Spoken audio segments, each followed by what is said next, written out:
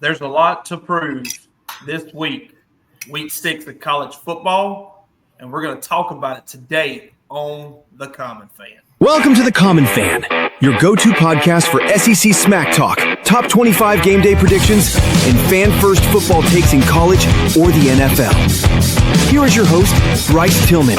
So grab a drink, pull up a chair, and let's talk ball. Texas versus Florida, Cameron. Georgia versus Kentucky. Mississippi State versus Texas A&M. Alabama versus Vanderbilt. Miami versus Florida State. A weekend slam full of college football. We've covered a few of these games, guys. If you missed it, go back to the Wednesday show and check it out. Joining me, as always, is Cameron Williams. Cameron, what a weekend of college football coming up, man. Dude, no doubt. I still don't know, even if after this weekend we know who's going to be in the top of the SEC, but I feel like you're going to have some good games. You're going to have some start to separate themselves out to see who's the contenders. So I'm excited, dude. I know there's a couple teams on bye, but there's going to be a lot of good games on this weekend. Yeah, and this is a chance, and we talked about it last week when Hayden was on the show, this is a week that these teams, if they're going to make separation, this is the time to do it, right? Texas going to Florida, a struggling Florida team that still has a very good defense, right? This is a chance for the Longhorns to say, hey, we're getting tired of everybody telling us we don't belong in the top 10 right now. We need to go out and show it. And this is also a chance to give for the Florida Gators to give Gator fans to say, hey, I know we're 1-3 right now, but just cut us some slack, man. We're supposed to turn this thing around and we can do it. So, with that being said, that's a great game to start the show out. Texas Longhorns going to the Florida Gators at the Swamp at 2:30 Saturday, Cameron. And I know that the storylines are around, is Lagway going to turn the ball over? How's Arch Manning going to play? And that's true. But what is your initial, what are you feeling that you can get out of this game Saturday? What is going to be your threshold point where you say, yeah, this is what I wanted to see, or this is what you hope to see? So what I get out of Florida and Texas is either Arch is back, which he wasn't ever there, but is Arch back? Is he here to prove himself now? Is he going to play ball? 2, is Billy Napier fired? Yeah. So I don't know if I don't know if Billy can sustain much longer if they get blown out in the Swamp by Texas. I mean, but this also could be the game where we said, yeah, DJ Lagway, yeah, man, that's the guy. That's the guy. He's got that look in his eye, like Billy said. Look, there it is, man. That's the Lagway we seen flash stuff last year before he got hurt. That's what I'm talking about. This could be that game, man. It could. I'm not saying it will, and we're going to give our predictions on it, but this could be that game. That's why this is kind of why I wanted to start the show out with this one, is because there's a lot that these two teams could prove right here.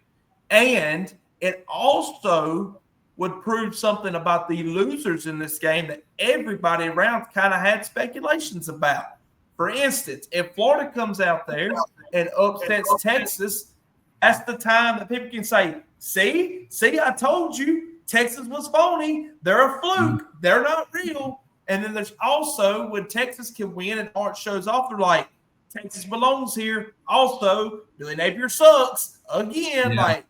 There's a lot that can be proven just in this game between the winners and the losers. Do you know what the next counting this week? Do you know what the next 4 games on Florida's schedule is? Oh, it's brutal. It's brutal. Texas A&M next week. Mississippi State, who if they upset A&M this week, will be ranked. Then number 12 Georgia. That's why I say I don't think he can sustain this. He's only won 1 game against Long Island University. Yeah, powerhouse He's Long brutal. Island. Yeah. Powerhouse Long Island. Yeah, it's brutal.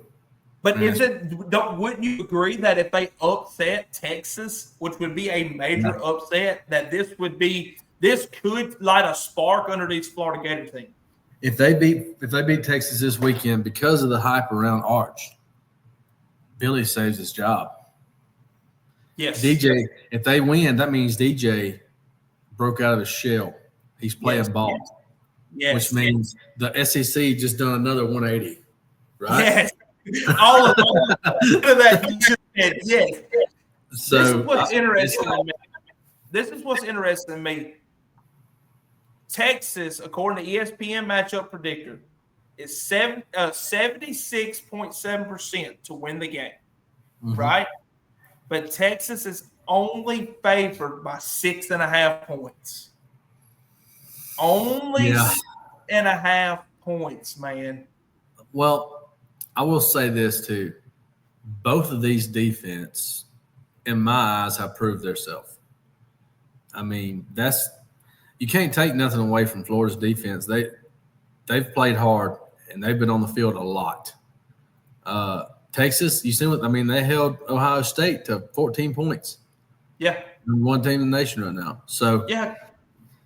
I mean, Texas. They've not played the best. Nobody since Ohio State, but still they did. Ohio State. Only the most points they've allowed in a game is 10 points. I mean, that's pretty impressive, man. It's pretty impressive. Yeah, so. Florida's defense is really good. The issue with Florida's defense is Lagway and that atrocious offense is killing them boys. And I'm wondering how long they're going to play tough and hard-nosed ball before they give up on that offense and just say, no more, man. No more. We're not doing this anymore for you. So who would be the backup? Is that Tremel Jones or whatever? He's got 12 completions. He's got 12 completions on 18 attempts. He's got 131 yards, 2 touchdowns, and 66% completion rate. He's not a bad quarterback. So, all right, if Lagway comes out and throws 2 interceptions back to back, does Billy make the move? Does he make the pull? He has to. He have to. Yeah. I mean, and don't get me wrong. I think DJ's the guy. I still think he's the guy. But sometimes you have to give someone a little humble pie for them to wake up. And I think you bench DJ, he's going to start taking – I mean, I'm not saying he's not taking it serious, but he just is not playing serious. So maybe that turns it around. With Arch Manning, man, he's got to be on his A game because Florida's front seven will be coming, and they will be coming through that line. I'm just going to keep saying coming and coming and coming over and over and over. No, seriously. They are going to be on fire, and Arch needs to make good, quick decisions, or he's going to get put on his butt several times Saturday, especially in the Swamp, man, because you can say what you want. The Swamp is one of the toughest places to play. Absolutely. It's rough down there. So that's why I say that's not the Florida standard. So if they go into the Swamp and beat Florida, there's not going to be happy fans. But on the other hand, Texas comes in there and gets beat in the Swamp. Florida's fans are going to say he's back. Billy Napier's the greatest of all time. It's a double-edged sword. I like it. I love it. There's a lot riding on this game for Texas, man. If you drop this game, you've got a tough schedule still ahead of you. Really tough. Yeah, dude, Red River. The Red River rivalry. Mateer's supposed to be coming back for that game. You've got Georgia. I think they also have to play. I mean, they got Texas A&M. Like it's tough. I want to touch on that for a second. I know we ain't really talked about that any, but just for a short second. Do you think Mateer comes back 100%? They're not going to play Mateer if he's not 100%. I will say that. What if he's 95? Because Hawkins started for them last year. Like he played. Like he's the one that took Jackson Arnold's spot. Hawkins come to Auburn and played lights out. Like, and he played a couple other games after that, and then Arnold come back in. But, Hawkins is a solid backup, man. And no, the answer to that question is no. I think there's too much riding on the line for Oklahoma this year. Even if they lose the Red River rivalry, they still have a good shot, a very good shot, with Mateer coming back being healthy. Their running backs in Texas, though, is not that impressive. No, that's what I was going to – that's a good point. That's exactly what I was going to bring up. Gibson was the guy that was coming in that was supposed to be, hey, watch out for him. He's that dude. 155 yards. 155 yards on 36 carries for a 4.3 average against the cupcakes they've been playing. Has he been hurt? He's the leading rusher. I hope not. Wow. Yeah. The second rusher is Arch Manning with 28 carries, 123 yards. So the over and under set at 42.5. What you taking? Over or under on that one? Under. I think it's going to be a close game. I think it's going to be a defensive battle. I think it's going to be a 21-14 kind of game.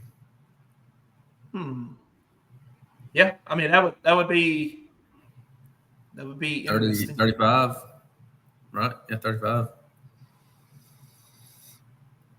I mean, it might get to 42. That's a low over and under, but it is. That's what I'm trying to think of. That's a lot of scoring. I mean, we need to create a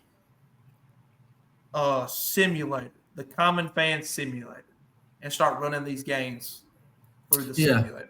Run it through the what does Pate call it? The Pate the Pate pole or whatever. Yeah, something like that. Yeah. So I'm taking Texas to win the game.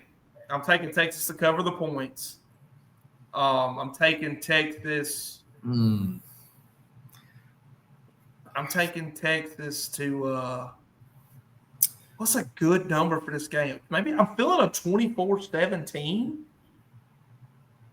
That'd be 41 or under. 24, 10, 34. Yeah, 41. Yeah. Yeah. So I guess that's kind of the number that's been kind of playing in my head. 24-17. That's a lot of scoring on two good defenses, bro. Not really, because you can almost bet your paycheck that DJ Lagway's going to throw a So right now, based on recent performance, DJ, they haven't scored. What did they score on LSU? 10 points. Let's see. It was 10-20, wasn't it? Yeah, 10-20. All right. Arch Manning in Texas have only allowed 10 points a game on average. And I know it's cupcakes, but DJ and them have not been scoring a lot. So one or two things is going to happen. They're going to come out and play ball and put points on the board, or there's going to be a lot of 3-and-outs. Because I don't see Texas – I'm not going to say Florida's defense is as good as Ohio State's by no means, but I feel like they're going to be a lot more competition to them than San Jose State or whoever else they played. I'm thinking that they're going to lean on Jordan Ball. They're going to hand that football to him and expect him to get them 3-4 yards to carry. Keep the clock running. Keep Arch Manning off the field. Okay, but that keeps clock running, right? So you're wearing the quarters down quick. So that's what I was going to say with my prediction is I'm thinking that Florida and Texas is going to be tied up 17-17. And I think Lagway is going to make a crucial mistake and it's going to put Texas up 24-17. This is kind of a crazy question to ask, but it would kind of give you a point spread a little better. But you don't have to give me exact times. But what do you think the percentage-wise of time of possession is going to be between the teams? Like, I feel like it'll be like a 60-40 Texas. Yeah, I was going to say Texas wins the time possession. I think they do. Yeah. So I just think that DJ Lagway's going to throw an interception or they're going to be a strip fumble or something. And then put the defense right back on the field. Yeah. Quick. And that might happen early. And Texas jump up and Florida's trying to rally at the end. So I don't know. We'll see. Interesting game, though, and a lot at stake in that game for both teams. For sure. Yeah. So, let's see. The next game that we're going to talk about is going to be the Miami versus Florida State game, guys. But before we do that, we're going to do a quick ad reading, and then we'll dive into that.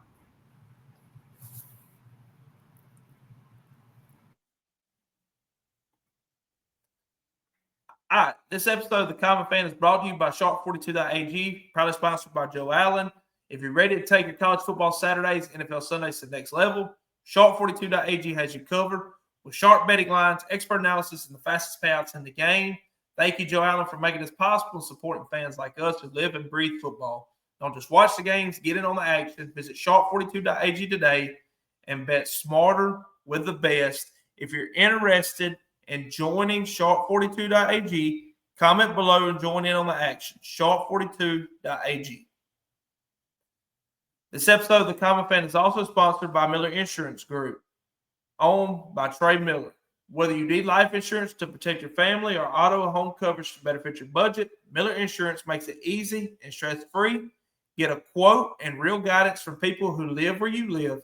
Call 601-394-3795. Email Trey, Trae, at millerinsured.com.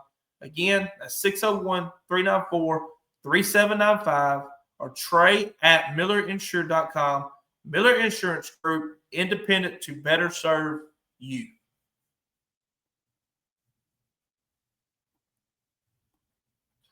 All right, Cameron, we're talking about Miami versus Florida State, two teams, ACC juggernauts this year that have a lot to prove. You know, Florida State slipping up last week. We'll call it like it is. I haven't gave up on the Seminoles. I think they're a really good football team. I think Castellano, ain't that how you say his name? Tommy C's what I call it. Yeah. So Castellano. He's a ball player. He's that dude. But don't forget who's taking snaps on the other side of the ball. Mr. Big Chain Beck. What do you think about this game? What do you think about this game initially? You know, the line's starting at Miami minus 6.5. It is at Florida State, and the over-under is at 54.5. What are your takes from this game, and what do you expect to see Saturday from this matchup, which is a night game at 6:30?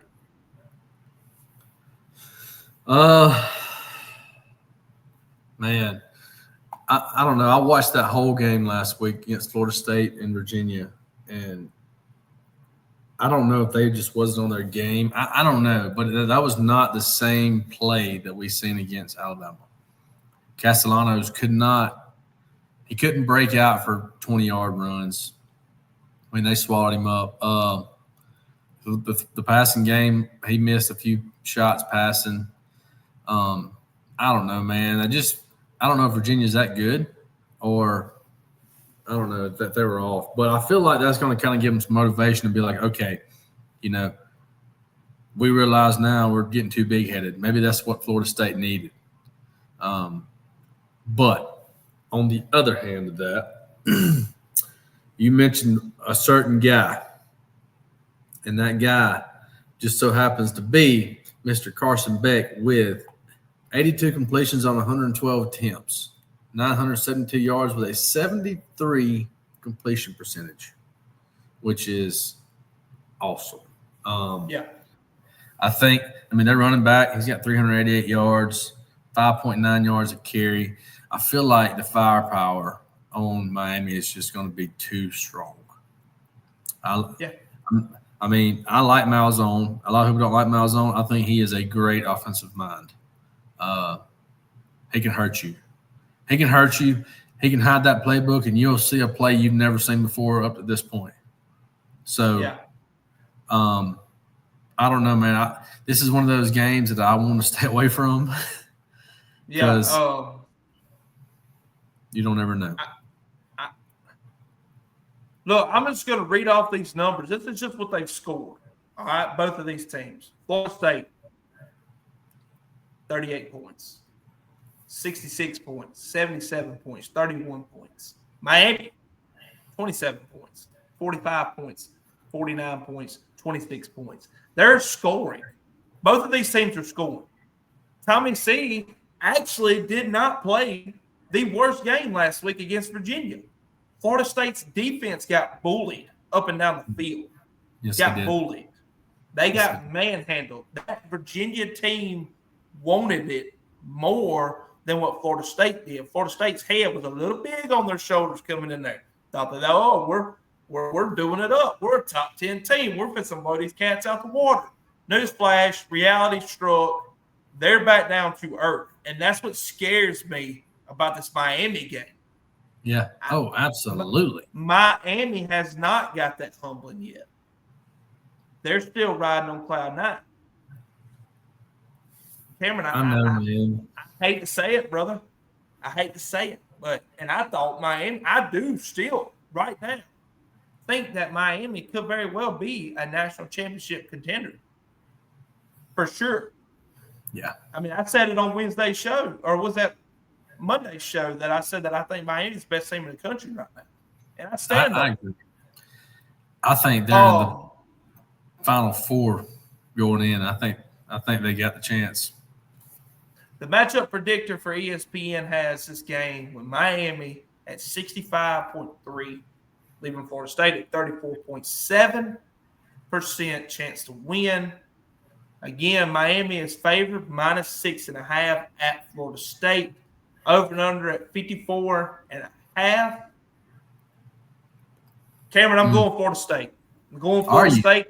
I think Florida State's bouncing back. I think Gus Malzahn's got the perfect scheme figured out.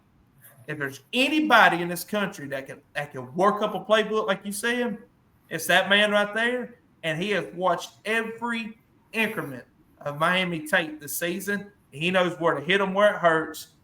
Give me Florida State winning, and give me the over on this game. Man. I think Florida State puts up 31 by themselves. Ooh. Man, Miami's defense, though. They're physical. I'm not taking that away from them. But Tommy C and that running back, Salchik, and they got a freshman running back, Usman Chroma. Mm-hmm. That guy gets another name. That's an NFL running back in the future. Look, straight up dog. You remember what the score was in Notre Dame? It was 27 to what? 24? 24. I kind of feel on that. I'm kind of in the same area. I feel like I feel like Notre Dame and Florida State right now is a very even matchup. No. You don't think Florida State would beat Notre Dame right now? No, I do think Florida State would beat Notre Dame. I do not think they're evenly matched. I think Florida State's offense is way better than Notre Dame's offense right now. Because even with Jeremiah Love, like Jeremiah Love is Notre Dame's offense right now. Yeah. I don't know, man. This is hard for me because it's at Florida State, and you can say what you want to, but Florida State Stadium, them fans had an effect in Alabama. There ain't no doubt about it. I mean, they rattled Ty Simpson. That place was loud. Yep. It was crunk. I don't know, man. I can't go against Carson Beck right now until they prove me otherwise. But I think it's going to be a 30-27 type game. We're right there. We're right there. That's over. I was going to say 31-28 out Florida State. I think they're winning. I think Florida State's winning. You got Miami, so we're right there neck and neck. Either way, we both got the over in this game. Yeah, I think it's going to be the over. I think it's going to be a defensive battle, but I still think there's going to be a good bit of score. Yeah, no, I like that. What a game! Ready to watch. Dude, if Miami can get through this game, dude, their slate is wide. I mean, it's wide open. They have, which this might be a tougher game for them, but it won't affect them. Louisville, Stanford, SMU. They're 2-2 right now. Syracuse, which they're down there, start quarterback. NC State, Virginia Tech, and Pittsburgh. Some sneakers in there. There's some sneakers in there. I mean, maybe what, Pitt? I don't know. This is I could see SMU sneaking up, just ruining everybody's day. I could see some potential upsets in there. I mean, we seen it last year. We seen it last year with Miami. So. Yeah, I mean, you're right. But even with one loss, did they not get in with the quality of teams they've beat? They beat Notre Dame. If Florida. If they only have one loss, they'll probably still make the ACC championship, considering they beat Florida State. Mm-hmm. Because I think Georgia Tech has a legit chance to win the ACC this year. Legit chance. Yeah. I love Brent Key. What a coach, man. Love that guy. Watch his interviews. When he starts limping, you just see a shootout. When he starts limping, the ball starts pimping, baby. He is that dude. He's like 40. He's not like Jake Crane makes that joke all the time on Crane Company that he will not be able to walk by the time he's 40 years old. He won't. He's tough. He's tough as nails. So we don't really have to dive into this game, but how bad is Georgia going to beat the absolute crap out of Kentucky Saturday? Oh, but you say that they're going to win, but that also could be one of those trap games because everybody's like, "Oh, we're just going to go take out our anger on Kentucky." It has been a very close, low-scoring game the past couple of years for these two. Yeah, teams. and they played Georgia harder than anybody. I mean, they was in the lead last year in the fourth quarter. Yeah. No. Georgia is – the spread's at 20.5, and the over and under's at 48.5. I'm taking both. I'm taking the over, and I'm taking Georgia plus the spread. Like, they're going to be – What was that spread again? 20.5 points, 3 touchdowns. Ooh. Yeah. No, Cameron, seriously, I think this game could really be a 35-10 football game, which would not put you over. No. All right. So I like Georgia. I think Georgia's going to clobber them dudes. They have been fired up this week.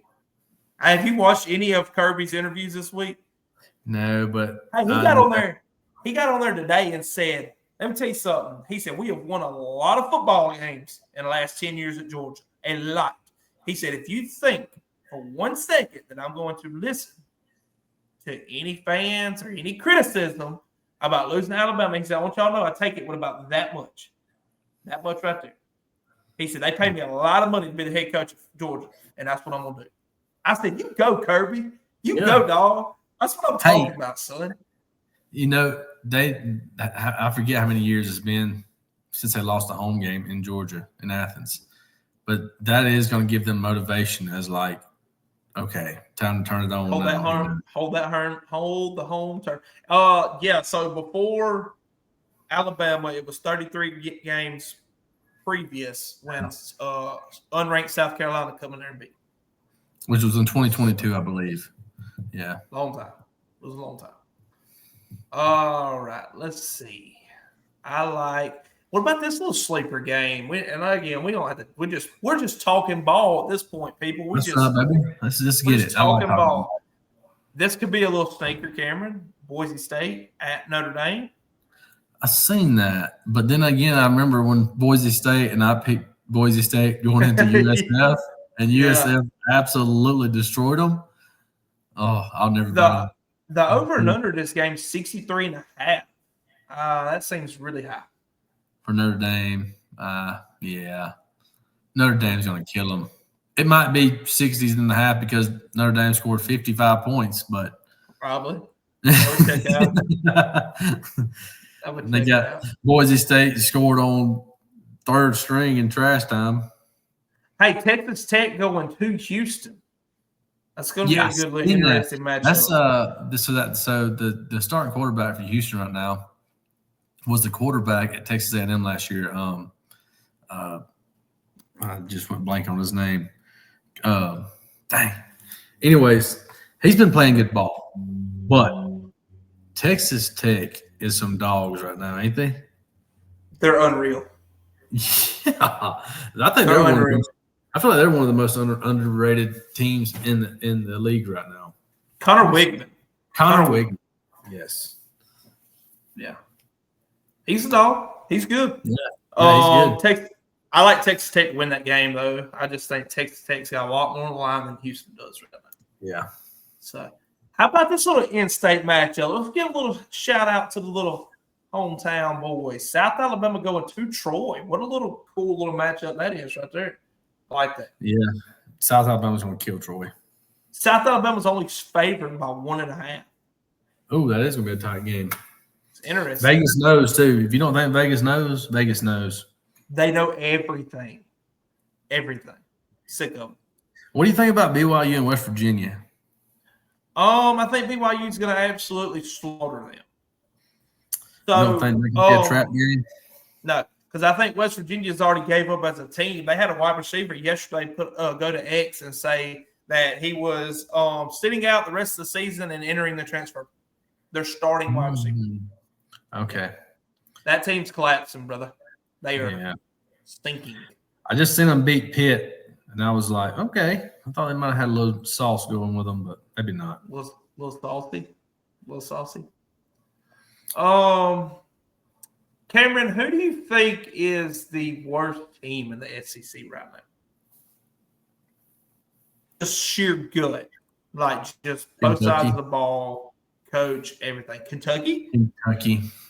Cutter Boley come in, which I did see that the starting quarterback for Kentucky, what's his name? Statue Grill? Oh, Vandergrill? No.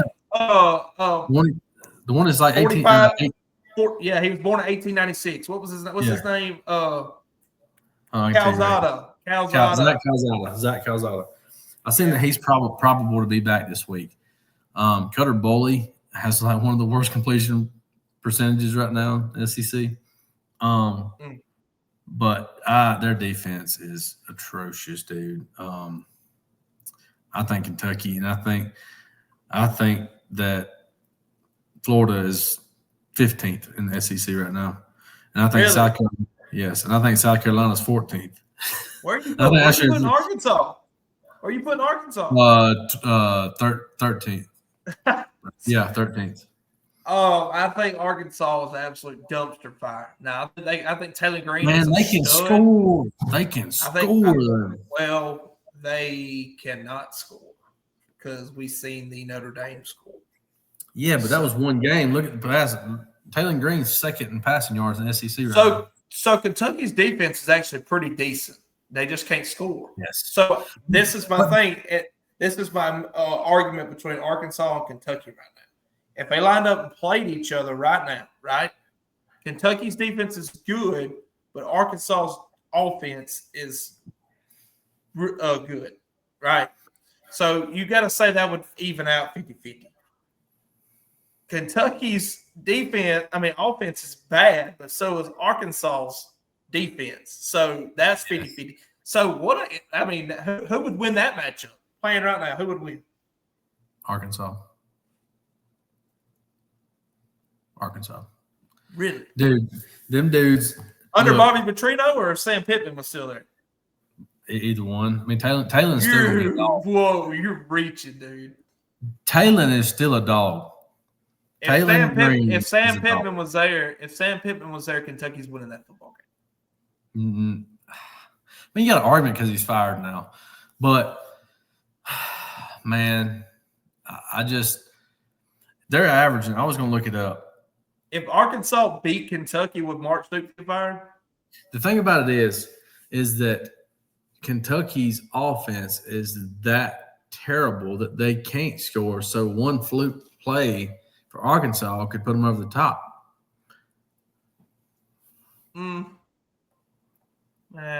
Yeah. If Arkansas and Kentucky played right now and Arkansas won, would Mark Stoops get fired? So I did read into that, and I was wondering when Mark Stoops was going to get fired. But he is smart. He's got a contract out of this world. He just got it re-up like 2 years ago. It's like $8 million a year, ain't it? I think it's more. Yeah, over the years of the time, though. I think he's got like 20, 30 or something. It's crazy. They would owe him, I forget how many millions of dollars. It's up there, though, for Bobby. Did that dude just, get he committed a absolute money heist. Yes. That is the biggest bag secure Okay. ever. So I will tell you this, and I do agree, and this is from one of your great friends, Brandon Walker. But he came out today and said, they completed a coup in Arkansas. They knew Sam Pittman was not producing. You gotta make it. Yeah. But he had but they didn't want to spend the money on the buyout. So guess who they made offensive coordinator? Bobby Petrino. Knowing the stars were aligning before they even knew they needed to. Yeah, they knew what was happening. Bobby Petrino was going to come in as the interim coach, and if he wins out now, then I guarantee you they give him a deal.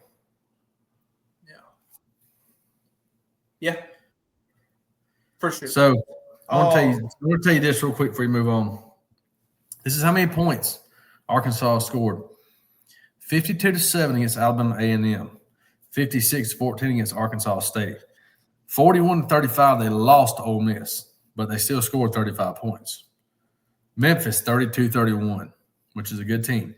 Notre Dame, this is their fluke, 56-13. They only scored 13 points. The coach from Memphis has a legit chance to be an SEC coach too. Silverfield, he's really good. Yeah, he's pretty good. So let's talk about that. All right, is Bobby Petrino going to be Arkansas's permanent head coach for the next 4 years, or is John Gruden getting hired? Is John Sumrall getting hired? Is Silverfield getting hired? Who's getting hired for the Arkansas job? So I don't know if you've been on X and seen it, but their AD come out and said, we don't have the money to compete with the rest of the SEC, whining, complaining, and saying that. That's been a while back, right? What you're talking about? No, this is only like 3 weeks ago, 2 weeks ago. Dude, he does that all the time. Why does he do that? But is that Poverty University?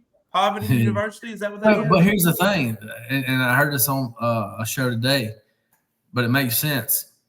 Right now, Arkansas has all the potential in the world to go out and get a big name coach. And you think about it, they have the Tyson Chicken deal. They're from Arkansas. They have the Waltons supporting them. I'm even hearing that Jerry Jones is supporting them, Dallas Cowboys. So checks out. He went there. Yeah. So I'm hearing if they get the right name involved, boosters are going to come together, and they're going to get a big name coach. That's why I say, because Bobby Petrino might win out, I don't think he might still be offensive coordinator, but I don't think he gets the main job because there's so many people back in Arkansas saying it is your time, go get a coach. Yeah. You cannot reach in the past. What was that? Bobby Petrino was in Arkansas like 2012, 2013 area, and they done pretty decent. They were having winning seasons, but they're reaching for that, thinking that they can bring that back, and the game has changed. It is not the same game. Arkansas loses recruits left and right in their own state. Mississippi State picked up their 4-star linebacker commit this week when they fired Pittman. Nice. Solid. Hey, let's go State. I like that. Yeah, Auburn had they signed a quarterback from Arkansas last year that ended up transferring to Baylor, Walker White. He was 4-star. There's if they get the right coach, Walker might transfer back from Baylor to Arkansas to be home and play there like that. There's a legit possibility in that. So Gruden? Is it Gruden? Is it Rhett Lashley? Is it Sumrall? Who is it? I honestly think Sumrall's not a home run hire right now for the money. That's somebody you're risking the biscuit for, dude. So that's what they were saying.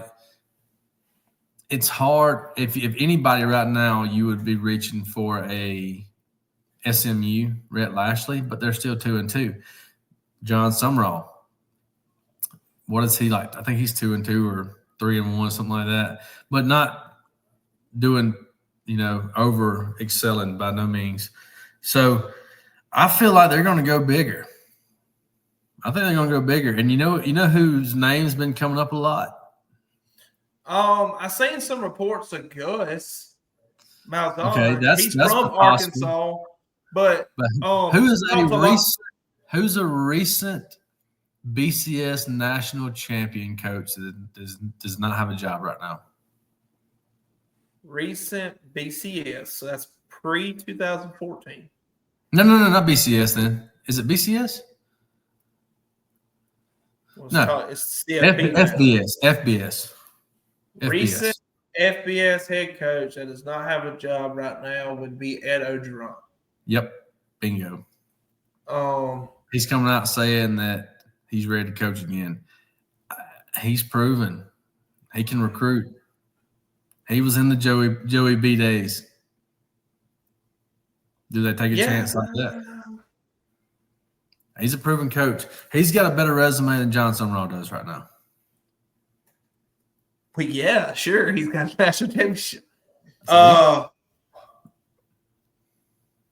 Wouldn't be mad at it. I wouldn't hate that. I would hate it for him because if it goes sideways, then I like the Gus Malzahn idea. He's from Arkansas, but I talked to a lot of people that are close with Gus and speak to Gus, and they said that he has literally told them that he has no interest in being a head coach at this point tenure in his career. He wants to finish out his coaching strictly calling offense. Respect, bro. Hey, respect that. I respect it. That's what you want to do it. I just feel like come back to Auburn. Help you, please, God, please. Why did he leave Central Florida? I don't know what's the story behind that. Because he done good. He had John Rice Plumlee. Yeah, it was kind of what I said. He was burnt out on. He just did he leave or they fired him? He didn't. He left. Okay. Yeah, he left and took the job when Norval called. Okay. How did that come up though? That's what kind of what I feel like you're asking right now is how did Mike Norval just have the audacity to call a head coach? That's what I'm getting at. Like, you want to come be offensive coordinator for me? You know, like that's kind of out there. I don't know. It is because he had a great year last year. Malzahn did. I mean, it's hard to go from head coaching because I'm not saying he's like no control freak or anything like that, but when you got the keys to the building and you can do what you want to do, how do you say I'm just quitting and I'm gonna go be offensive coordinator for somebody to tell me what to do? Yeah. You know. Have you heard the latest rumor going around? Depends on what it is. I'm trying to think of some rumors I've heard. No, it's Franklin from Penn State. Yeah, I have heard that, but not that they're ready to fire him because he wins a lot of ball games, but they're tired of the same thing year in, year out. And they're ready. Here's my thing to Penn State. If I have any Penn State fans on this show, if you got rid of John Franklin, right? Ain't that his name?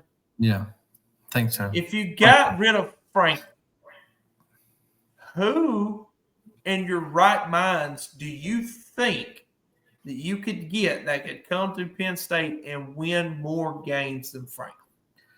Man. Right now, who? The thing about Penn State, though, is they have an excellent recruiting process. They're like they get recruits. The only thing is, I don't know what happens if your team falls apart. That's the era we're in college football right now. I'm gonna be honest with you. You have to be at the bottom of the barrel, ground zero, before you can say, okay, I'm going to give this guy a shot. Look at what the State did with Levy. The dude was an offensive coordinator, not a big name head coach. Never made it through group of five coaching. Nothing like that. Was just an offensive coordinator for a lot of big name coaches and gets a SEC job. Granted, Zach Selman was the AD at Oklahoma, where he come from, and they knew each other. But that's scary. As a big name, as a big team like Penn State, how do you say, we're going to fire this guy and we're going to take a chance on another guy? Because I don't know of any big name coaches right now that would leave their jobs for Penn State. What about, and this is going back to Arkansas, not Penn State, which he would probably take the Penn State job too if it was off. What about Mullen? You think Mullen's ready to get back in there? I've heard his name a lot on Arkansas, but I don't think he would do that because I'm pretty sure UNLV has paid him some jack. There's a lot of coaches. There's a lot of coaches that would take the Penn State job. A lot of coaches. There's big names. I'm not saying no John Summeralls. No, I'm talking about the Ryan Days. He's not going there. Right, that's what I'm saying. Penn State. How would you fire Franklin to hire someone lower than Franklin? That's what I'm getting at. Well, to find lower, because I could easily see Eli Drinkwitz go there. You think Eli would go to Penn State and leave Missouri? Probably. It's a better job. Easier competition, recruits itself, more money.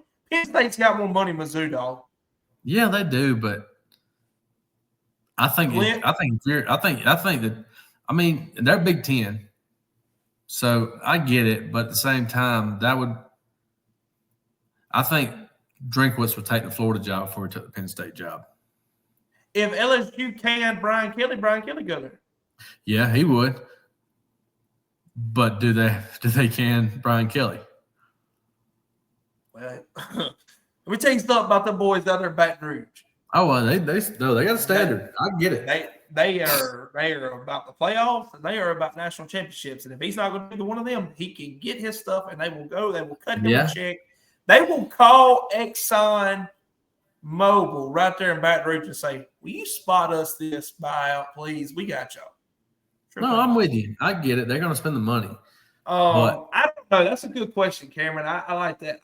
Because that's my point too. Is who would be better than John Franklin right now? That's why I don't understand. Like Penn State fans. You know who comes to mind? Who? What I'm getting at is, if a team is on the up and up like Missouri is, it's going to be hard to get Drink to leave when he's built that program because they're paying him money. Missouri's paying him money. It's hard for Missouri to get the players Drink needs to win a national championship, and he's a winner. That's what he wants to do. He wants absolutely. He wants to win a national championship. But okay, so who's in the dumps right now, and a big name coach that I feel like if somebody offered him some money, he would take it because I've just seen his attitude lately. Dabo. You know exactly. Dabo. I think Dabo's ready for a change. I think he would be a Penn State hire. I could see that. Ooh, if that happens, nasty. That'd be bad, dude. For everybody. That'd be bad for everybody. If Shane Beamer struggles another year at South Carolina, they're not going to fire him. But will he look for a different job? Will he get out of South Carolina before he tears it down? They'd hire him at Virginia Tech. Yeah, I know. Do you think he'd take it? Do you think he would want to go follow his dad's footsteps, or he'd say, I don't really care about that? Virginia Tech's got some money too, though. I don't know. I feel like that would be a lateral move, and it'd be out of the SEC into the ACC. But I don't think it's a lateral move. I think South Carolina's better than Virginia Tech. It's debatable. I mean, his dad has a legacy there for him. Well, for that. For that, for sure.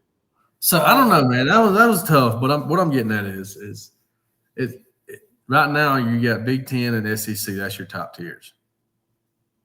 So if you're one of those teams and you fired your coach, it is very hard to find a big name coach who has proven himself. And the only one that I can think of is Dan Mullen.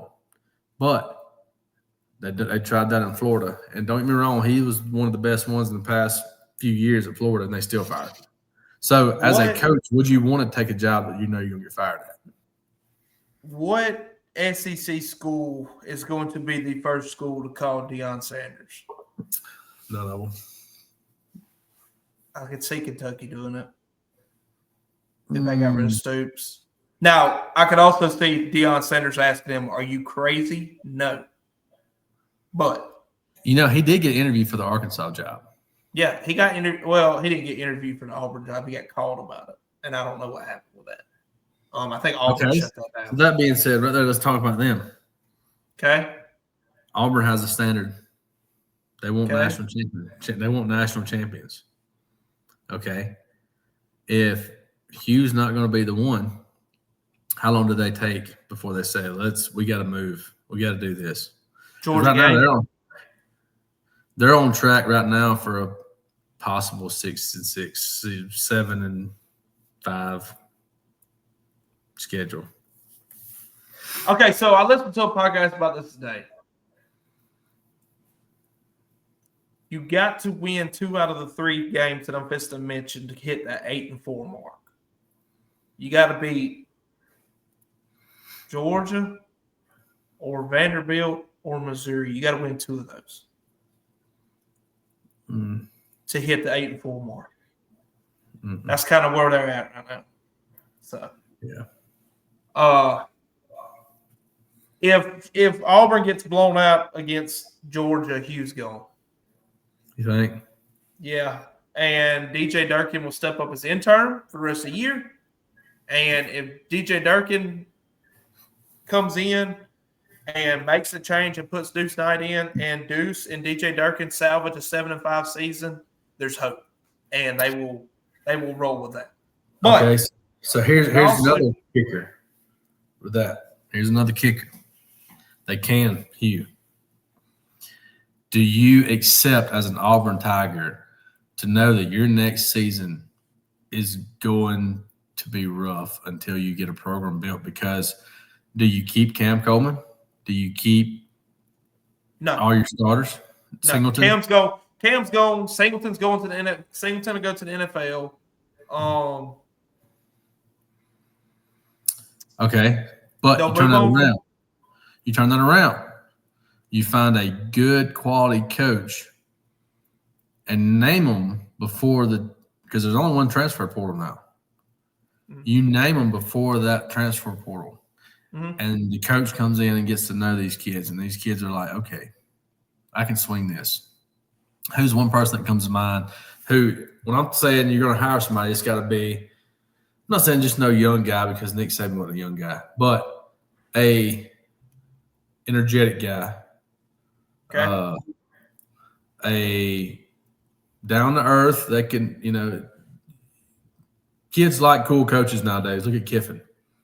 Okay. You got to have someone they can relate with and still be an elite recruiter. All right, you ready? Yeah. I'll give you 3. I'll tell you what. I'll give you 3 right now. If you want some more, I'll give you some more. All right, so I can tell you the first person they're calling is the first person they called last time, and they're going to make him turn it down, and it's going to be so much money that he's going to really have to contemplate his life. Lane Kiffin. They're calling him first. He signed that piece of paper with a 10-day grace period in it. And when his daughter came and dropped that video or whatever, he backed out. Yeah, slideshow. All right, so they're calling Lane. They're going to probably offer if they landed this one, the news article would be Auburn hires the highest paid coach ever in Auburn history, and that would be Dan Lanning. Ooh, yeah. And it would take a lot of money for Lanning to come, but I think it's possible. That was a tough one, yeah. My third choice would be Dabo Swinney. Actually, Cameron, I'll change that. I think I would take Eli Drinkwitz over Dabo. You know who I think would be a great and one? DJ Durkin. Hey, I'll give that dude the benefit of the doubt. I think he's a great coach. And I think if he brings somebody in that's young, that knows how to run an offense, that can, bring life to that offense, hey, I bet you DJ Durkin would make a phone call to Cadillac Williams first and get him back on. Interim. Yeah. I'll give you one. Okay. I haven't heard this anywhere, but I just thought about it today, and I was like, that could be something. Who? Do you ever think for him to ever move up and do anything? Do you think Auburn could hire Ryan Grubb?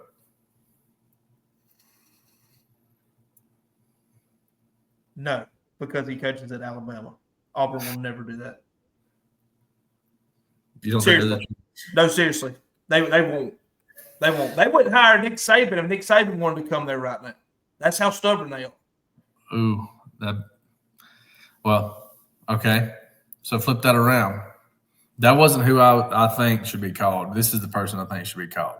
That was just a thought in my head because he's going to be a coach one day, a head coach. But I think Alex Golesh. Yeah, I think that Auburn's kind of past the trying the waters with group of 5 coaches for a little bit.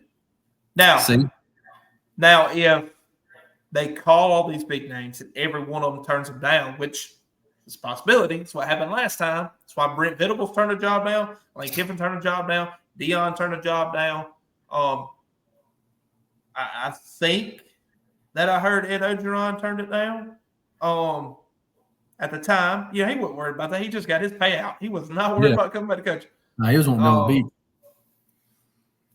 I think that they would make these big name calls to all these other coaches we just mentioned, and if that didn't work out, then they would probably go the. What do you think about Lincoln Riley? I think Lincoln Riley's looking for his way out of USC right now, so that would make sense. Yeah. I actually seen his name pop up on the message board a couple of times. So that'd be a good one. I just know that up to this point, you know what I think? You know what I think would happen? I think that DJ Durkin would be intern, and I think somewhere this season, USC fires Lincoln Riley. DJ Durkin's on the phone. Hey, you want to come back, be offensive coordinator? Do you get back on your feet, get you a job? Yeah, man, I'll be right there. It's a possibility. Hey, Ben Arbuckle, too. Ben Arbuckle, offensive coordinator for Oklahoma. Yes, sir. He's got a chance to be a good head coach, but because man, he's got that effect like Kenny Dillingham. He's young. Hey, they'll call him back too, but I don't think he'll leave. They'll call Kenny Dillingham. He's not leaving ASU. He went to ASU. He's not leaving ASU. Kenny Dillingham coached Auburn twice. And both times he was there. Yeah, he great coach. But that's what I'm getting at. I feel Gus might come back. I know people say that Gus doesn't want to be a head coach, but if Auburn called him back, he still owns property. He still owns houses in Auburn. Like, he loves it. I don't think that Auburn would go back down that road again, though. Oh, it would look so slimy. So exactly as a standard type situation. But I'm telling you, there's only a few coaches out there right now that are group of 5 or excellent offensive coordinators. And I'll be honest with you, Mississippi State has knocked it out of the park as of right now with Levy. He's got a good team around him. Seeing his name pop up on a couple of Auburn message boards too. I did too, but I don't think he leaves Zach Selman after Zach Selman gave him a break. Zach Selman gave him that job. I think he's just gonna get a raise. I think Levy's here for a while. He's building a program. Maybe. I actually talked to a buddy of mine today about that. I said, do I think Levy's a good coach? Yes. Do I want him to come to Auburn? No. Not that I wouldn't like him to be a coach, but I don't want him to leave Mississippi State like that. Like, Mississippi State deserves where they're headed right now. Brent Key was another one that popped up. Would be hard for me to see him leaving Georgia Tech, where he played at. Now he's the head coach there. Be hard for me to see that. But would love it. I would absolutely love it if he come there. Absolutely. But we'll see, man. Hey, Hugh Freeze he might go out and beat Georgia. He might turn around and beat Missouri. He might go on a little run here, and who knows? So I need to put a stopwatch on Jackson Arnold's arm. I really did hear that this week in practice, they are standing behind him with a horn, with an air horn, and they're flying. Boop, boop. So we'll see. I like it. You gotta do something. Hugh Freeze said in his press conference, he said that on the SEC telecast or whatever, or his teleview, whatever they call that, where they just do the phone calls or whatever.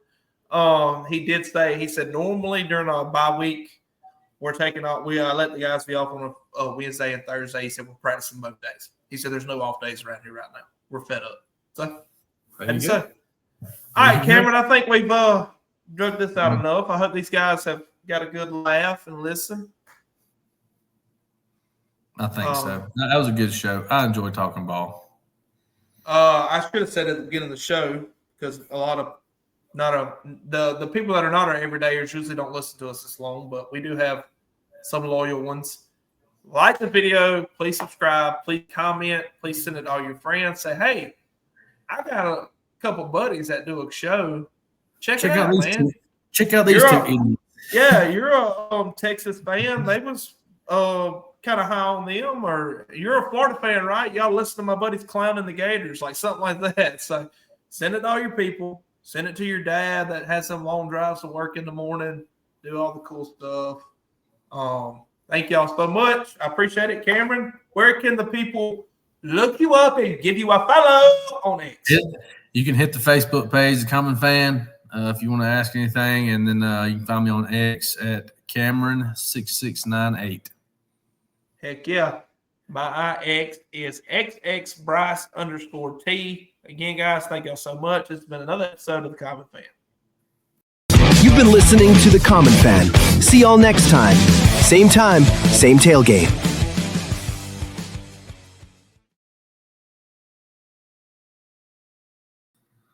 What a good show.